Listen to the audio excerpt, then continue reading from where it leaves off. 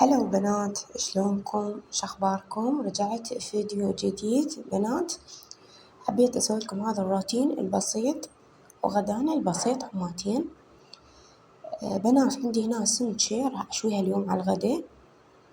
هاي عندي السمكة غاسلتها ونشفتها زين، وراح اشيلها هسه اخليها بالصينية مال الاوفن. طبعا ما عندي ورق زبدة فما خليت بصينية الاوفن عادي هيج.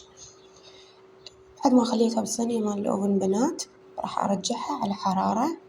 خليتها أني بالأوفن شعلته قبل فترة، رشيت لها هنا بس رشة ملح وتركتها. راح أبلغها شوية بالملح وأتركها أدخلها على الفرن.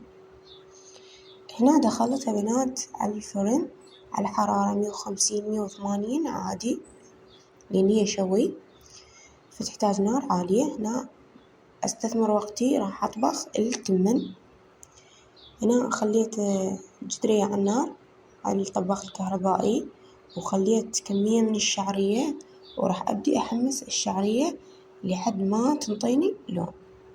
أوكي بنات، هنا صار هذا شكلها. وعندي هنا طبعا تمن منقوع ناقعته راح أضيفه. شوفوا بنات وحمسته. طبعا راح أرشله ملح حماتين وأتركه على النار.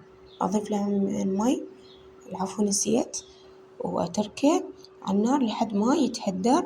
أني أشوف شنو عندي أكمل. أوكي، هنا راح أكمل التبولة مال السمكة.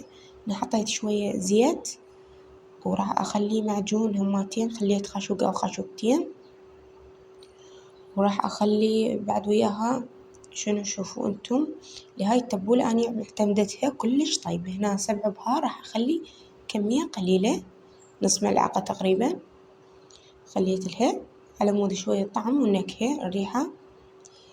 واكو ناس ما تحطهم من ما تسوي تبولة. هنا حطيت سماق بنات يسوي الطعم رهيب رهيب بمعنى الكلمة. اكو ناس طبعا ما تسوي تبولة هيك تحبها بس شوي. هنا حطيت حامض الليمون او لامندوزي وبديت اخلطها. هنا هدرت التمن عندي راح احط له شوية لون. طبعا اللي ما تعرف صبغة وزينة وشوية مي لين ما حطيت له بهارات صفرة. أحب لون تمنة أبيض ووحدة صفرة ووحدة بيضة قصدي. هنا طلعتها. شوفوا شلون صار شكلها كأنها استوت أو شوي يبست من فوق. طبعا التبولة تخليها هشة بنات. راح أخلي عليها التبولة وأرجع أخليها بالأوفن هماتين على حرارة متوسطة لحد ما يكمل عندي شغلي وأطلعها. أوكي، على نار ناصية مو نار عالية مثل أول بداية اللي خليناها لأن هي تقريبا استوت. هنا خليت على نار متوسطة. هنا أبو علاوي تسلم إيده سوانا لبن، طبعا لبن عرب وبيه حتى زبد، بس حطينا له ليمون وملح. هنا بعد مثل ما تشوفون وشوفوا الهوسة اللي على الكاونتر طبعا. وهذا كمل غدانا البسيط بنات. وسامنا وسامكم ألف ألف عافية.